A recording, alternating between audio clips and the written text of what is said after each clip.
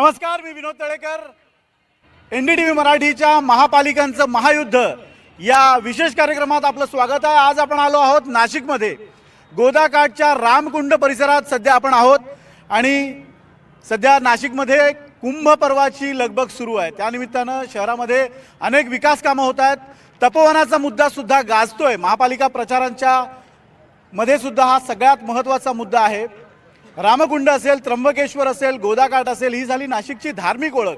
पण नाशिकची राजकीय ओळख सुद्धा तितकीच अनोखी आहे. एकेकाळी ठाकरेंचा बालेकिल्ला असलेला, त्यामध्ये त्यानंतर मनसेनं प्रवेश करत हा बालेकिल्ला आपल्या ताब्यात घेतला. गेल्या काही वर्षांपासून भाजपनं इथं प्रस्थ माजवलेला आहे आणि आता काही वर्षांपासून शिंदेंच्या शिवसेनेची सुद्धा राजकीय ताकद या नाशकात वाढते.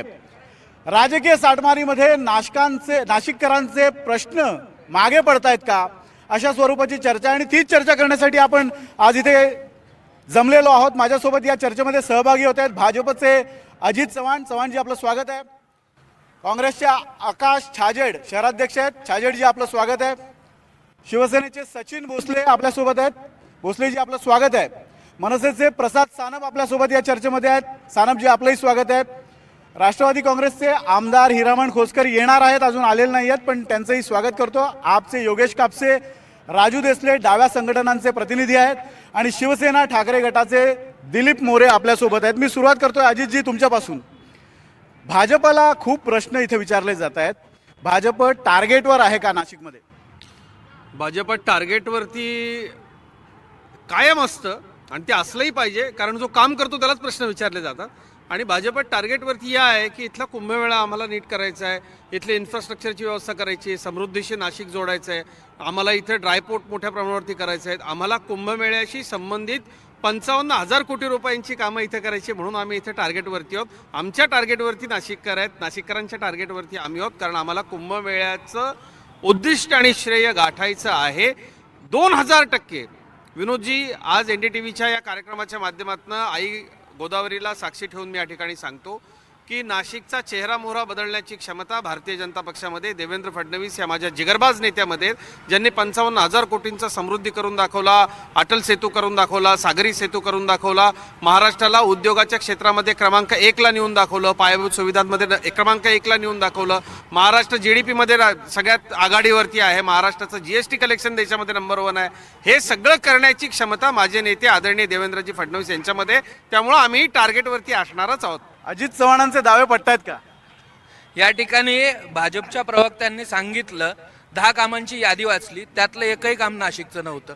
ते म्हणतात 50,000 कोटी खर्च करणार आहे. सांगतो ना, 8 वर्षापूर्वी हे शहर कोणीतरी दत्तक घेतलं होतं. 8 वर्षापूर्वी ह्या शहरात मेट्रो सुरू होणार होती, त्याचा एक खड्डा यांच्याकडनं खोदला गेलेला नाहीये. आणि दत्तक म्हणून या नाशिकला यांनी काय दिलं तर ही गुन्हेगारी आणि इथली भ्रष्ट व्यवस्था. पण गेल्या काही दिवसांपासून आम्ही चर्चेत असं नाशिक आहे की कायद्याचा बालेकिल्ला नाशिक जिल्हा, खरंच आहे काय? खरोखर कायद्याचा बालकिल्ला नाशिक करण्याची वेळ CP साहेबांना आली, कारण भाजपचे आजी माजी नगरसेवक जेलमध्ये पाठवावे लागले. अजून काहींचे नंबर लागणार आहेत.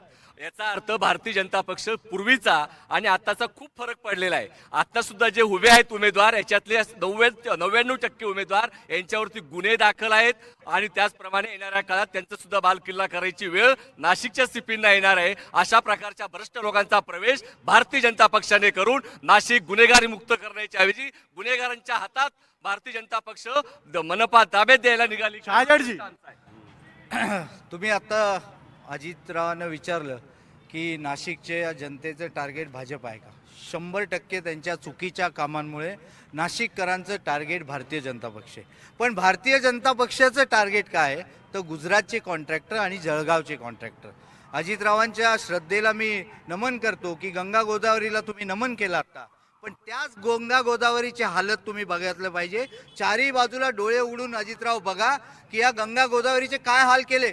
इथे महानगरपालिकेची एक इमारत होती, जिथे भाविकांकरता आवरण्याकरता एक इमारत बांधलेली होती.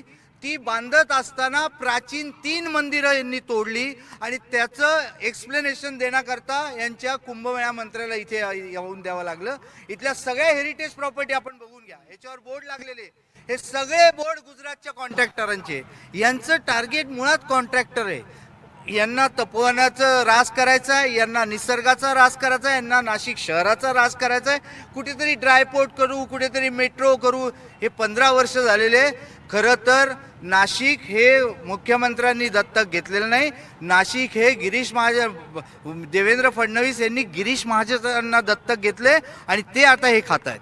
आता तपोवनाचा मुद्दा आलाय. तपोवनाशी संबंधित काही कार्यकर्ते इथे आहेत.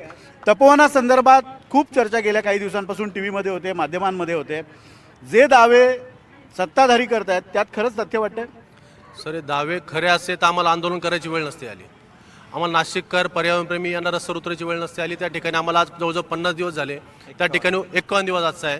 आम्हाला तिथं उपोषणं करायची किंवा आंदोलन करायची वेळ नसते आली. उपोषण आंदोलन करतो आम्ही ते. तर या सत्ताधाऱ्यांनी जे दावे करताय ते खरे आहे का हे पण त्यांनी सांगावं लोकांना. हे सगळे दावे खोटे आहेत. तपोवनामध्ये आज पण यांची भूमिका स्पष्ट नाही आहे. यांच्या महानगरपालिकेत आम्ही अनेक वेळा RTI टाकले. यांचं उत्तर एकच आहे की काम चालू आहे. आपण ते काम किती दिवस चालणार? तुम्ही तपोवनाबद्दल भूमिका कधी स्पष्ट करणार? या आजपर्यंत आली नाही. इथं कुंभमेळ्याचा जो पालकमंत्री आलेले आहे, मला एक समस्त नाशिककरांना या माध्यमातून सांगायचं आहे, 15 आमदार आहे नाशिकचे, पण यांच्यामध्ये एकही कॅपेबल नाही का?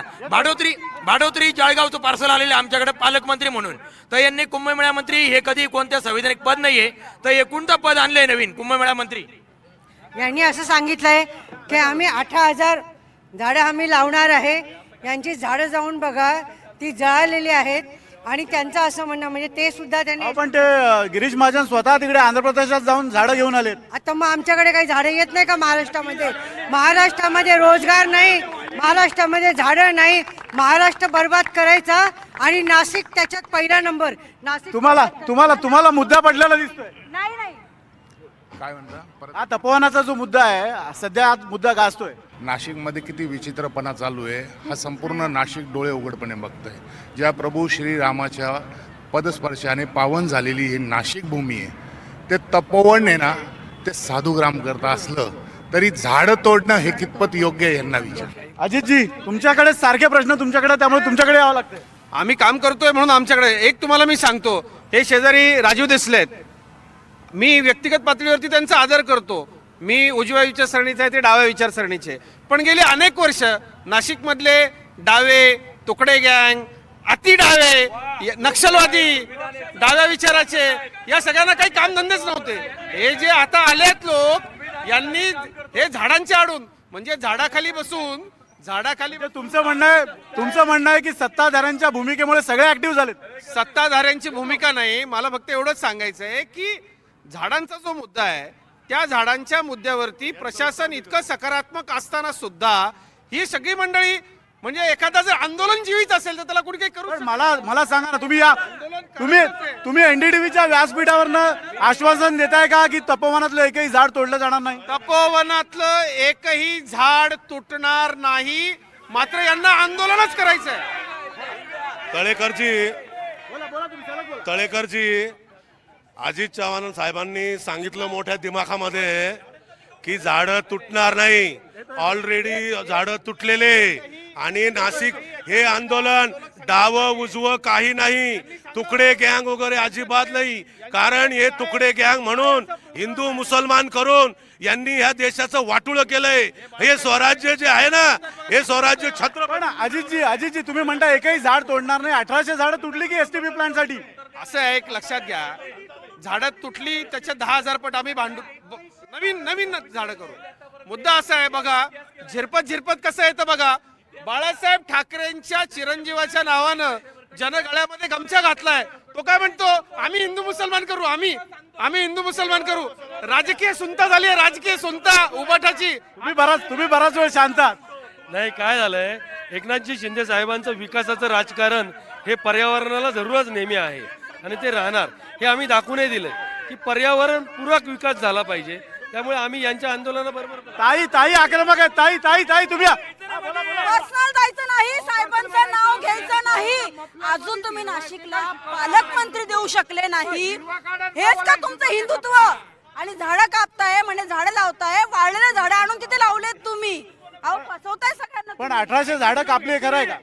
कापले ना, तुम्ही जाऊन बघा ना काय केलंय आणि नंतर कापलेल्या झाडांनंतरची वाळलेली झाडं लावून याच्या आधी जो कुंभमेळा झाला तो कुंभमेळा सन्माननीय राजसाहेबांनी एकही झाड न तोडता केला. भारतीय जनता पक्षामध्ये जर हिंमत असेल तर एकही झाड न तोडता हा कुंभमेळा साजरा करून दाखवा. मला एक शंका अशी आहे, काही दिवसांपूर्वी मुख्यमंत्री एका माध्यमांच्या मुलाखतीत असं म्हणाले होते की साधुग्राम तिथंच त्याच जमिनीवर कायमस्वरूपी वसत असतं. मधल्या काळात ज्या वेळेला 2 कोटी वृक्ष लागवडीची मोहीम सरकारनं हाती घेतली तिथं झाडं लावण्यात आली होती आणि ही झाडं अलीकडच्या काळातली आहे. खरं आहे काय? सर साधुग्राम तिथं व्हावं या भूमिकेला आमचा कुठेही विरोध नाहीये. आमचा त्याच्या पुढे यांची जी भूमिका आहे का त्या ठिकाणी ते माई सेंटर जे उभारणार आहेत परमनंटली कॉन्क्रीट करणार आहे मग ते जे करणार त्याला आमचा विरोध आहे. साधुग्राम तिथंच करावं. जे कुटिया वगैरे बांधून तुम्ही करू शकता ते तुम्ही करा. झाडं तोडू नका. आमची प्रामाणिक भूमिका. आंदोलनजीवी म्हणतात म्हणून त्या आंदोलनजीवी लोक हे आंदोलन करतात, यामागे राजकीय अजेंडा आहे. हे बघा सर, आंदोलनजीवी कोणाला म्हणतात? जे लोकशाही मानतात, संविधानाला मानतात. ही लोक मानतात का? अहो यांनी संविधानाची प्रत फाडलेली लोक आहेत. ही दिल्लीमध्ये यांच्या एका खासदाराने संविधानाची प्रत फाडलेली आहे. ही लोक आम्हाला संविधान सांगणार? ही लोक आम्हाला आंदोलनजीवी म्हणणार? अहो आम्ही नाशिककर आहोत. या नाशिकचा इतिहास छत्रपती शिवाजी महाराजांपासून या नाशिकला वारसा लाभलेला आहे. प्रभू रामचंद्राचा इतिहास या नाशिककरांनी लाभलेला आहे. हे थंड हवेचं ठिकाण आहे. जळगावचा केळी विक्री करणाऱ्या, केळाची शेती करणाऱ्यांनी, लाकूड तोड्यांनी नाशिककरांना शेती आणि नाशिक काहून आहे? या ठिकाणी हे संविधानालाही मानत नाही आणि हिंदुत्वालाही मानत नाही. हे सुडो हिंदुत्ववादी आहे. कारण असं यांनी रामभूमीतल्या तपोवनातले झाडं तोडायचे आणि जे झाडं इम्पोर्टेड पालकमंत्र्यांनी आणले ते 4 दिवस टिकले नाही. या ठिकाणी वाराणसीचा विकास झाला. या ठिकाणी उज्जैनचा विकास झाला.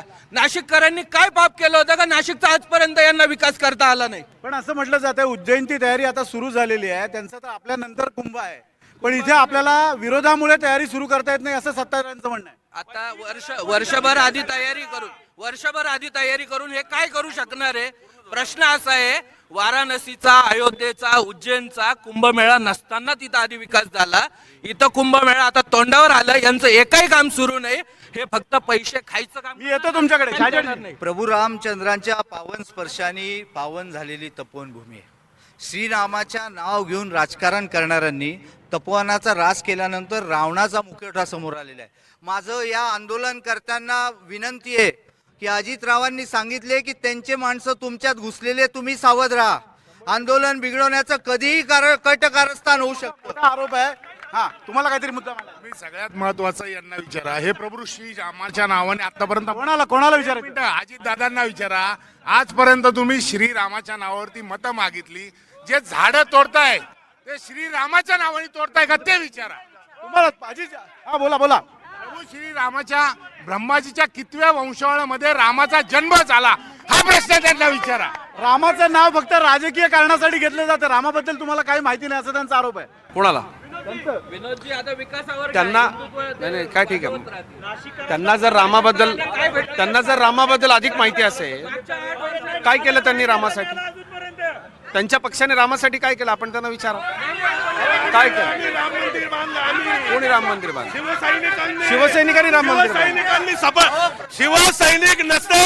शिवसैनिक नसते तर यांनी शपूट घातलं होतं. ज्या वेळेस बाबरी मस्जिदीला हे झाडू मारायला गेले त्यावेळेस शिवसेना प्रमुखांनी संभाजीनगर मध्ये सांगितलं, खबरदार जर जाल तर डायरेक्ट झाडून या, रिकामे झाडू मारू नका. आज जे राम मंदिर उभं आहे ते राम मंदिर केवळ शिवसैनिकांच्या हिमतीनं तयार आहे. शिवसैनिक कसे ठाकरेंच्याच भाषेमध्ये सांगतो, दुसऱ्याच्या लेकराला आपलं म्हटलं म्हणून तुम्ही त्याचे बाप होणार नाही. यांच्याच पक्षाच्या नेत्यांनी विचारा. सांगा, हे म्हणताना आम्ही बाबरी पाडली. यांच्या नेत्यांना हॉटेल सापडत नव्हती, बँक डोक्यावर घेऊन पळत होते. त्यावेळेचे लोक फक्त शिवसेना प्रमुखांनी जाहीर केलं आम्ही पाडली. संघ परिवाराने आंदोलन केलं. यांची आवश्यकता, यांची गरज आहे का? प्रश्नाचं उत्तर राहिलं. पुन्हा सांगतो, ब्रह्माजीच्या कितव्या वंशावळीत रामाचा जन्म झाला. मला यांना प्रश्न विचारायचा आहे. मनू कोण होते सांगा. अजित दादा मी तुम्हाला प्रश्न केलेला त्याचं उत्तर द्या. यांना जो प्रश्न केलाय त्याच प्रश्न काय प्रभू श्रीराम आम्ही सांगतो. प्रभू श्रीरामाचा जन्म ब्रह्माजींच्या 39व्या वंशावळीत जन्म झाला. विचारतो. मनू कोण होते सांगा. म्हणून कोण होते सांगा तेव्हा सांगतो. तुम्ही मनुस्मृती आणू नका आणि हिंदुत्व काढू नका. काय हिंदुत्व शिकवतो? हा दादांना मागे काहीतरी बोलत. सर हे एवढे बोलतायत इथे, यांना एवढंही माहिती नाही आहे यांच्याच पक्षाचे. कारण महासंग्राम जे झाला त्यामध्ये यांनी काय बोलले होते, ते झाडं तुटणार नंबर 1. नंबर 2 हे पर्यावरण बद्दल बोलतायत. चंद्रपूरमध्ये काय केलं, हसदेवला काय केलं, अरावली ते तर बरं झालं 2.5-3 लाख लोक उतरले म्हणून झालं. तपोवन बद्दल एवढं आम्ही सांगतोय, एक तरी माणूस आला का यांचा? आणि हे म्हणतायत की आमची माणसं आहेत. अहो त्यांची माणसं असली तरी आम्हाला फरक काय पडतो आम्हाला? अहो आता यांनी नाशिकच्या विकासावर चर्चा करावी. हे फालतू मुद्दे घेऊन कोणाचे डायव्हर्ट नका करावं. मन काय मुद्दे मांडले पाहिजेत? नाशिकच्या ही गोदावरी तुम्हाला समोर दिसते, म्हणजे भकास करून ठेवलेलं आहे. स्मार्ट सिटीच्या नावाखाली करोडो रुपयांचा भ्रष्टाचार केलेला आहे. हे मुद्दे यांना विचारा. विनोद सर, आमचं एकच म्हणणं आहे, आम्हाला कुंभमेळ्याला विरोध नाहीये. आम्हाला म्हणणं आहे, रामावर बोलण्यापेक्षा कामावर बोला. हे म्हणताय बीजेपीचे प्रवक्ते का 25,000 कोटीचे कामं चालू आहे. तुमच्या समोर कामं चालू आहे. जे स्मार्ट सिटीच्या अंतर्गत यांनी तोडफोड केली आणि हिंदुत्व यांच्या दिखावा करताय, त्याच हिंदूंचे मंदिर यांनी तोडले देवांचे. रामाच्या ऐवजी कामावर बोला. कामावरच बोलायला पाहिजे. आज आपली आई गोदावरी, आपण तिला आई म्हणतो, तिची परिस्थिती बघा तुम्ही. आपण आता गोदावरीच्या प्रांगणात उभे, ही गटार झालेली आहे. म्हणजे जर का हे बेगडी, आम्ही तर सगळ्या पक्षांना चॅलेंज करतोय, आपलं बेगडं हिंदुत्व दाखवू नका. खरं हिंदुत्व दाखवायचं असेल तर ही निवडणूक तुम्हाला एक संधी आहे. आपण आम्हाला हे लोक आंदोलकांना अर्बन नक्षल म्हणतात. हे यांचे नेहमीचे पत्ते. हिंदुत्व काढायचं, सगळ्या धर्माचा म्हणजे मध्ये मिक्सअप करायचं, का हिंदू मुस्लिम करायचं, आणि आम्हाला अर्बन जे काम करतात त्याला अर्बन नक्षल. काय अपेक्षा आहेत नाशिककरांच्या? अपेक्षा काय? उत्तर महाराष्ट्रातलं सगळ्यात मोठं होलसेल मार्केट कानवडे मारुती लेन मध्ये आहे. तिथे रुंदीकरण, वाहतूक समस्या सगळ्यात मोठा प्रश्न आहे. त्याच्यावर बोलावं. इथे आज आपला रोजगार मिळत नाही, आपल्या तरुणांना रोजगार मिळत नाही. महिलांना रात्रीच्या चालण्याची चोरी झालेली इथे. आज दररोज छेडछाड होती, चोरी मारी होती, खून दरोडा होतो. आज तुम्ही एक दिवस असा पेपरचा उघडा का त्यात बातमी आली नाही, चोरीची बातमी आली नाही, महिलांची छेडची बातमी आली नाही, बलात्काराच्या बातमी आल्या नाही. अहो हे सर्व सोडून विकासाचे मुद्दे, जनतेचे प्रश्न मागे राहतात. महापालिकेच्या अनुषंगाने काहीच चर्चा होत नाही, हिंदुत्वावर चर्चा होते. मुळात काय झालंय की विकासाचं राजकारण करायला कोणाला येतच नाहीये. माननीय एकनाथ शिंदे साहेब हे विकासाचं राजकारण करता, पर्यावरणाचा विकासही झाला पाहिजे, शहराचाही विकास झाला पाहिजे. या दृष्टीने माननीय एकनाथजी शिंदे साहेब नगरविकास मंत्री आहे. या शहराचा खरा विकास माननीय एकनाथजी शिंदे साहेबच करू शकतात. कारण की हे नगरविकास मंत्री महाराष्ट्र राज्याचे हे एकनाथ शिंदे साहेब आहेत. यांनी जे सोंग घेतलेलं आहे का मी शिंदे गटाचा आणि मी भाजपचा आज वेगळे युती करतायत. केंद्रामध्ये सत्तेत, मुंबई महानगरपालिकेमध्ये सत्तेत आणि नाशिकमध्ये विरोधात. तुम्ही नाशिककरांना वेळात काढू नका. अहो साधे लोक नाशिकला पालकमंत्री देऊ शकत नाही. तीन जातीचे यांचे जे लोक आहेत. तुमचा नगरसेवक एकही नाही म्हणतात. काय म्हणतो आम्ही दिल्लीमध्ये, ऐका, दिल्लीमध्ये लोकायुक्त कामं केलेले आहेत. दिल्लीमध्ये सर्वांना मोफत आरोग्य, उत्तम शिक्षण देण्याचं काम केजरीवाल सरकारने केलेलं आहे. पंजाबमध्ये प्रत्येकाच्या घरी डिलिव्हरी जाते. मला सांगा फक्त, नाशिककरांचे असे काय जगण्या मरण्याचे दररोजचे प्रश्न आहेत त्यावर चर्चा होणं अपेक्षित आहे? सर 2025 मध्ये जवळपास 121 लोकांचा मृत्यू रस्त्याच्या खड्ड्यांमुळे झालेला आहे. त्याचं उत्तर देण्याची जबाबदारी यांच्यावरती आहे. त्याचं ते बोलत नाहीत. नाशिक शहरामध्ये महाराष्ट्रात इतिहास केला. 2000 पेक्षा अधिक झाडं नाशिक शहरातले यांनी STPच्या नावानं इतर नावावरती तोडलेले आहेत आणि हे पर्यावरणाच्या विरोधात काम करतायत. त्याचप्रमाणे या नाशिक शहरामध्ये महानगरपालिकेच्या शाळा ज्यावेळेला जंगलामध्ये हिडमा मरतो, लाज वाटत नाही यांना. हे लाल रक्तानं लाखो लोकांना नक्षलवादाच्या मार्गाने मारणारे लोक हे नाशिकला काही न्याय देतील? कृपा करून एक मिनिट कृपा करून सर्व जनतेच्या वतीने मला तुम्हाला विनंती आहे की यांना हिंदू, मुस्लिम, भगवा, हिरवा, पाकिस्तान हे शब्द देऊ नका. यांना स्मार्ट सिटीवर विचारा. मी सगळ्या राजकीय पक्षांना विनंती करतो, वैयक्तिक आरोपापेक्षा आपण नाशिकच्या प्रश्नांवर बोलूया. भाजप विकासाचं काम करतोय, तर भाजपला बाहेरून उमेदवार का आयात करावे लागतात? 32 उमेदवार असे आहेत की ज्यांना गुन्हेगारी रेकॉर्ड आहे आणि बाहेर न आलेले आहेत.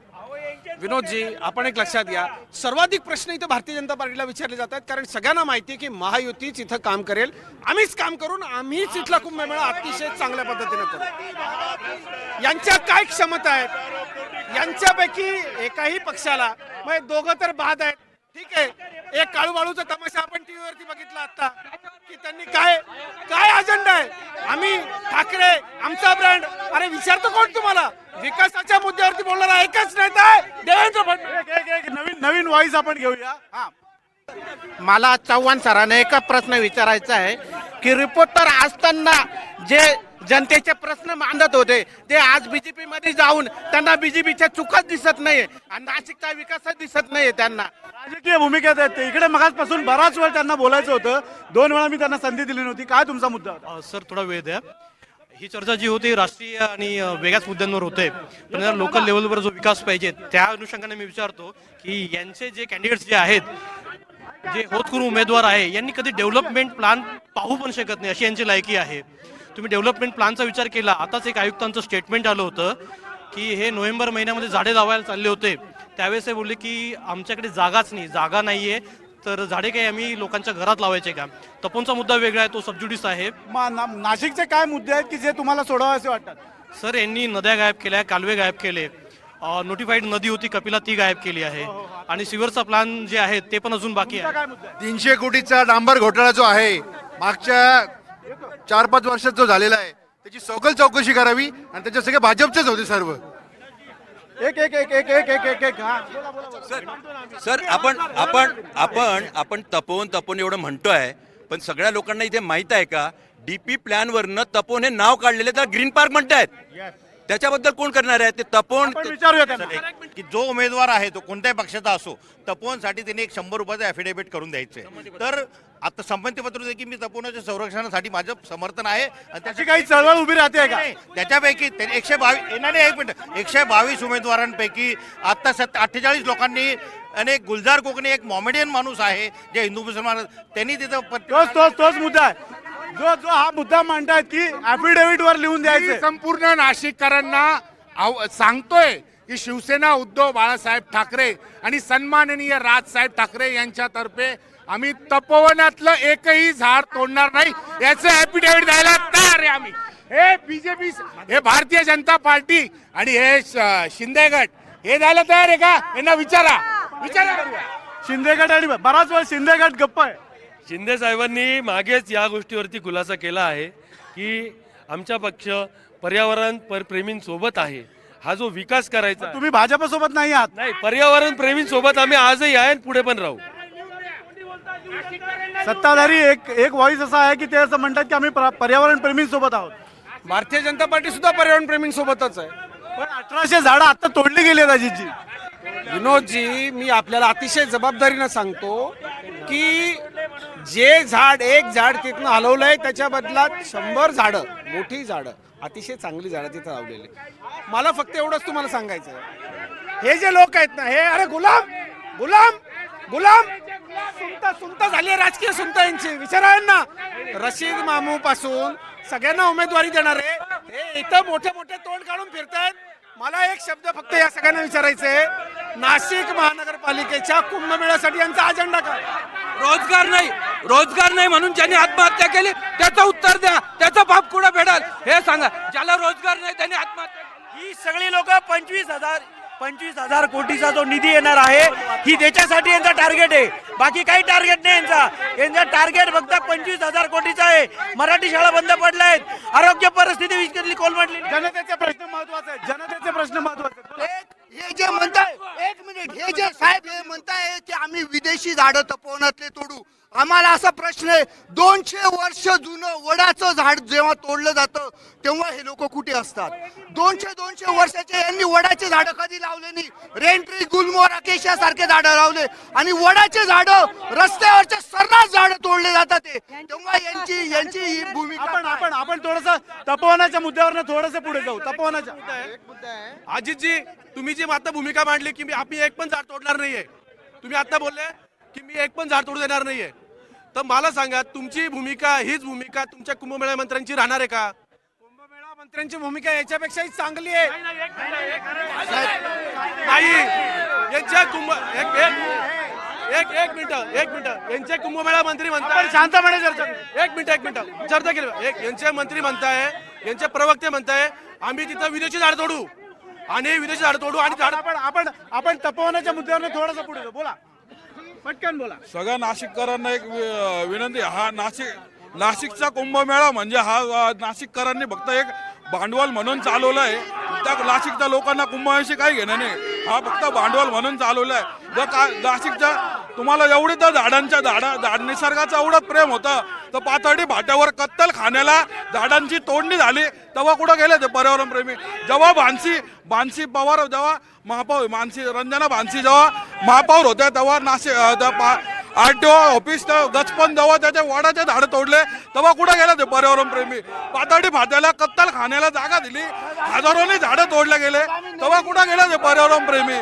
सर आम्ही नेहमीच असतो, आम्ही नेहमीच याच्यावर गेल्या 10 दादा आम्ही गटारीत रूपांतर झालं, कुठं गेले ते सगळे नाशिककर? मी पर्यावरण प्रेमी खाण्याच्या वेळेत हे कुठे गेलते?